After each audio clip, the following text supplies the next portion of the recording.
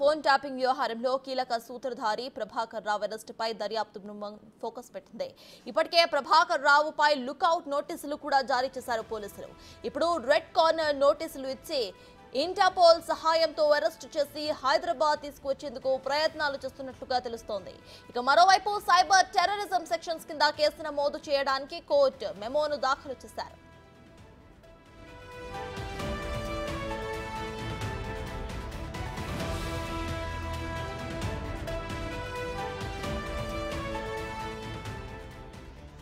మరోవైపు phone tapping కేసులో ప్రభాకర్ రావు తీవ్ర నేరారోపణలు ఎదుర్కొంటున్నారు. ట్యాపింగ్ వ్యవహారం అంతా కూడా ఆయన కనుసన్నల్లోనే జరిగిందని ఇప్పటిదాకా అరెస్ట్ అయిన నిందితులు వాగ్మూలం ఇచ్చారు. ప్రభాకర్ రావును అదుపులోకి తీసుకుని విచారిస్తేనే అన్ని విషయాలు కూడా బయటపడతాయని పోలీసులు భావిస్తున్నారు. ఆయన అమెరికాలోని టెక్సస్ లో ఉన్నట్లుగా గుర్తించారు అధికారులు. 6 నెలల టూరిస్ట్ వీసా ద్వారా అమెరికా వెళ్లినట్లుగా తెలుస్తోంది. ఈ లెక్కన ఆయన ఇండియా రావడానికి ఇంకా 4 నెలలు పడుతోంది. ఈలోపే ఎలాగైనా కూడా ఇండియాకు వచ్చేలా చేయాలని పోలీసులు ప్రయత్నాలు చేస్తున్నారు.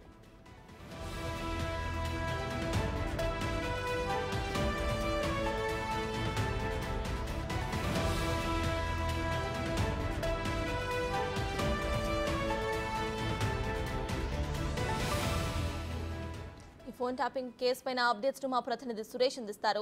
సురేష్, చెప్పండి, ప్రభాకర్ రావుకు ఇటు లుకౌట్ నోటీసులతో పాటు రెడ్ కార్నర్ నోటీసులు కూడా ఇచ్చినట్టు తెలుస్తోంది. ఇంటర్పోల్ సాయంతో ఆయనను ఎట్లాగైనా కూడా దేశంలోకి తెచ్చే ప్రయత్నాలు అధికారులు చేస్తున్నట్టుగా తెలుస్తోంది. సో ప్రస్తుతం దీనిపైన అప్డేట్స్ ఏంటి? ఫోన్ ట్యాపింగ్ కేసులో దర్యాప్తు కొనసాగుతూ ఉంది. ఈ కేసులో కీలకమైనటువంటి వ్యక్తి ప్రభాకర్ రావు 2 నెలల నుంచి కూడా అమెరికాలోనే ఉన్నాడు. ఇటు విచారణకు హాజరు కాకుండా వైద్యం తీసుకుంటున్నానని చెప్పేసి అమెరికాలోనే ఉండిపోయాడు. ఇప్పటి వరకు కూడా విచారణకు రాలేదు. దీనిపైనే పోలీసులు దృష్టి పెట్టారు. ఎందుకంటే ప్రభాకర్ రావు అరెస్ట్ అవుతే ఆయన ఇచ్చే సమాచారం చాలా కీలకంగా ఉండబోతుంది.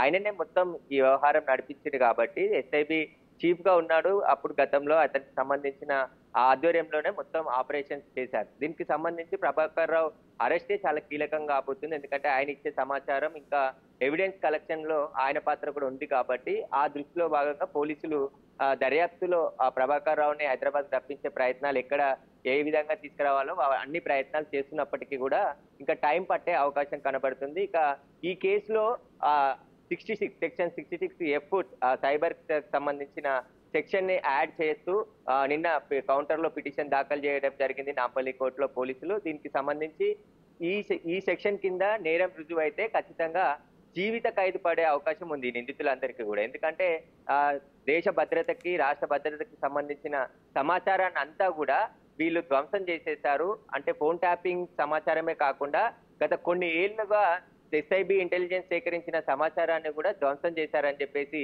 పోలీసులు ఆ కోర్టులో వాదనలు వినిపించడం జరిగింది. దీనికి సంబంధించి ఈ సెక్షన్ కూడా యాడ్ అయితే దీనికి సంబంధించి కోర్టు అనుమతి ద్వారా ఈ సెక్షన్ యాడ్ చేసి దర్యాప్తు చేయనున్నారు. ఇక ఈ కేసులో ఎస్ఐబిలో పనిచేసిన అందరి స్టేట్మెంట్ ని కూడా రికార్డ్ చేయడం జరిగింది. వారిచ్చిన ఆధారాలను కూడా సేకరించి కోర్టుకు కూడా సబ్మిట్ చేయడం జరిగింది. దీనిపైనే నిందితులు బెయిల్ పిటిషన్ దాఖలు చేయడం జరిగింది. ఆ బెయిల్ పిటిషన్ లో కౌంటర్ కూడా పోలీసులు దాఖలు చేశారు నాంపల్లి కోర్టులో. నిన్న వాదనలు పూర్తయ్యాయి. ఎట్టి పరిస్థితుల్లో నిందితులకు బెయిల్ ఇవ్వద్దు అని చెప్పేసి పోలీసుల తరఫున స్పెషల్ పీపీ నియమించడం జరిగింది ప్రభుత్వం, సాంబశివారెడ్డిని. ఆయన నిన్న ప్రత్యేకంగా వాదనలు వినిపిస్తూ ఈ సెక్షన్ కూడా యాడ్ చేయాలని చెప్పేసి కోర్టుకు తెలపడం జరిగింది. ఆ సెక్షన్ కానీ యాడ్ అయితే ఈ తీసుకునే సమాచారం, వీళ్ళు ధ్వంసం చేసిన సమాచారం అంతా కూడా సేకరించి వీటికి సంబంధించి శిక్ష పడే విధంగా అవకాశం ఉంది. ఎందుకంటే వీళ్ళు చేసిందంతా కూడా దేశ భద్రతకి సంబంధించిన కుట్రగానే ఉంటుంది, రాష్ట్ర భద్రతకు సంబంధించిన కుట్రగా ఉంటుంది. ఎందుకంటే అక్కడున్న ఎవిడెన్స్ ని గత ప్రభుత్వాలు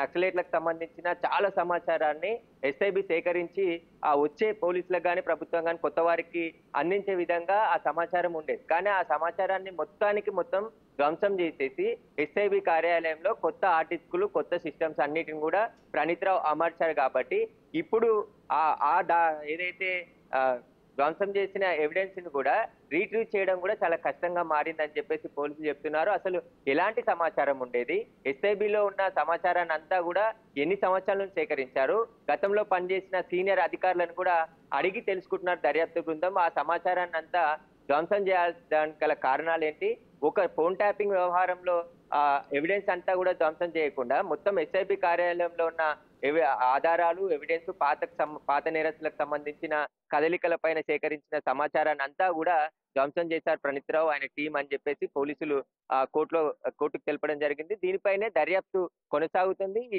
సైబర్ టెర్రరిజం సంబంధించిన సెక్షన్ కూడా యాడ్ అయింది కాబట్టి దీనికి సంబంధించి ఎట్టి పరిస్థితుల్లో నిందితులకు బెయిల్ వచ్చే అవకాశం కనబడట్లేదు. మరోవైపు ఈ కేసు సంబంధం ఉన్న ప్రతి ఒక్కరిని కూడా పిలిచి స్టేట్మెంట్, కొంతమందిని సాక్షులుగా పెట్టారు, కొంతమందిని విట్నెస్ గా తీసుకొని వాళ్ళ స్టేట్మెంట్ అంతా కూడా రికార్డ్ చేయడం జరిగింది.